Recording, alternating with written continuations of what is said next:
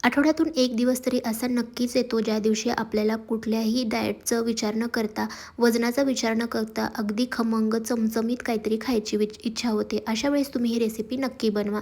तर या ठिकाणी अगदी चमचमीत भंडाऱ्यात जशी भेटते त्या पद्धतीची बटाट्याची भाजी आपण बनवणार आहोत. तर त्यासाठी 2 बटाटे चांगले स्वच्छ धुवून कापून घेतलेले आहेत, त्यावरची साल काढून.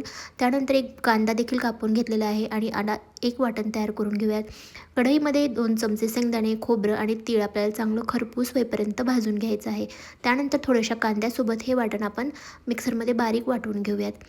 आता भाजीला फोडणी करून घेऊयात. फोडणीसाठी 2 चमचे तेलामध्ये थोडंसं जिरा, तेजपान आणि अद्रक लसणाची पेस्ट आणि कांदा देखील परतून घेतलेला आहे.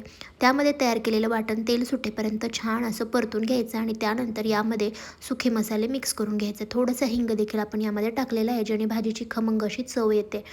आता हे सुके मसाले देखील मस्त तेलावरती तेल सुटेपर्यंत परतून घेतल्यानंतर यामध्ये कापून घेतलेले बटाटे, थोडेसे वाटाणे आणि टोमॅटो देखील यामध्ये टाकून घेऊयात. भाजीमध्ये थोडंसं 2 ते दीड वाटी पाणी टाकायचं आणि भाजी चांगली शिजू द्यायची आहे.